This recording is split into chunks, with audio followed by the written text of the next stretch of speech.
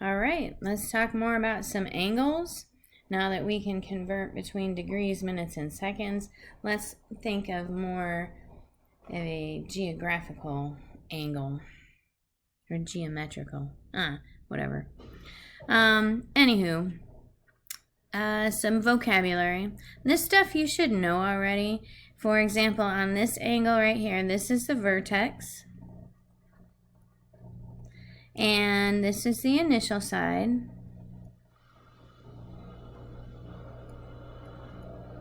Here is the terminal side.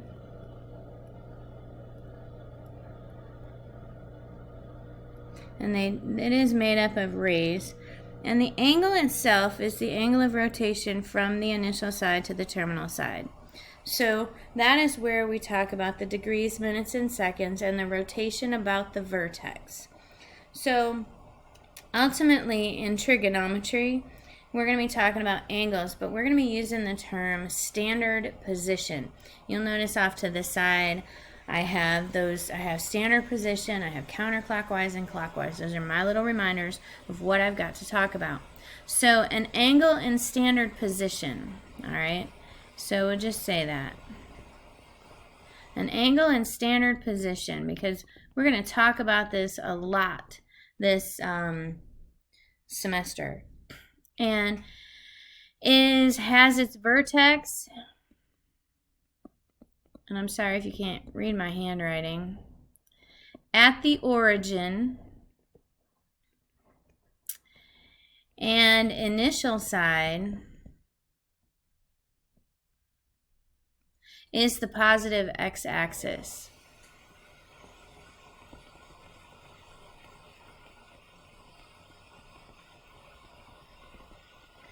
So, an angle in standard position would look like this. It's going to be put on the coordinate plane. So here's our coordinate plane. And here's y, here's x. The vertex would be at the origin. I don't even draw the vertex in there, okay? But the vertex is going to be there. And an angle in standard position, it is always going to have its initial side as the positive x-axis. So the only thing you need to draw in here is you're going to need to draw in the terminal side. So the terminal side, let's say we'll put it right here. So there's my angle, and there will be an arrow drawn showing which direction the angle is going. Okay, and from this angle, from this direction, this arrow that I drew in here, about the origin, that one is going counterclockwise, so that would equal a positive angle. So counterclockwise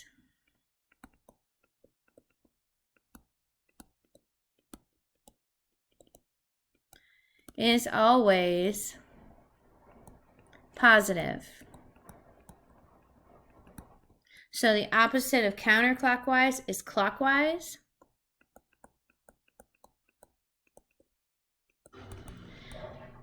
So clockwise is always negative.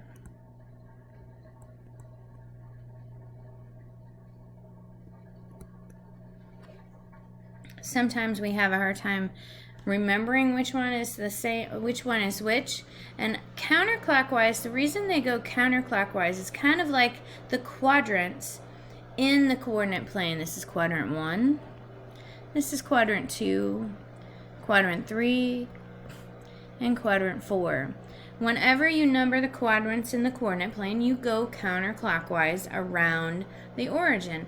So if you can remember that's the direction that we normally go, then that's going to be the positive one. Excuse me. So I can have an angle anywhere in this. So in geometry you learned about angles, and the angles were always from 0 to 180 degrees. But then they introduced circles. And circles got you all the way up to 360 degrees. So you could technically have an angle. So here's another coordinate plane. And let's say I'm going to go, here's my terminal side. And I could go there. Okay, so that would be approximately 225 degrees. Okay, but if I wanted to keep going around the circle, let's say I went shoo. If I drew my swirly angle in this direction, that means I'm going all the way around once, which would be 360, plus another 225, which would be 585. So that angle is 585 degrees. Okay, so we're going to talk more about this here in a minute when we talk about the next slide. Okay, so the next slide talks about quadrantal angles, and these quadrantal angles are angles with the terminal side on an axis. So these are kind of special.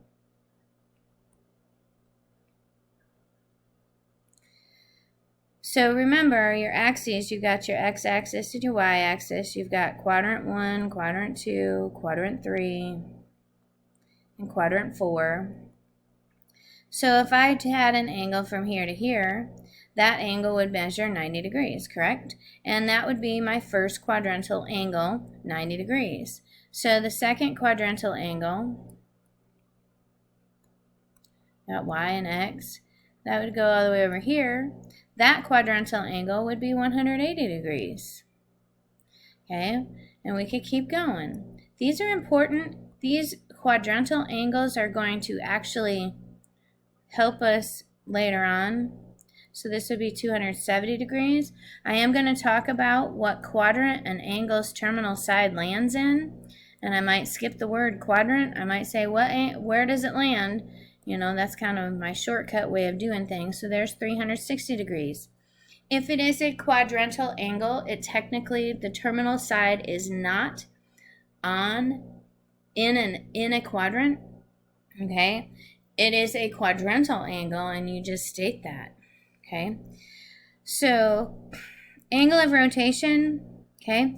So we're going to talk about angle of rotation. Let's say I've got an angle that goes 5.5 rotations clockwise. Okay, clockwise, think about it. Is it positive or negative? That's the first thing you got to think about. So positive, this one's clockwise. Clockwise is not the normal way we go around the coordinate plane. So this one's going to be a negative.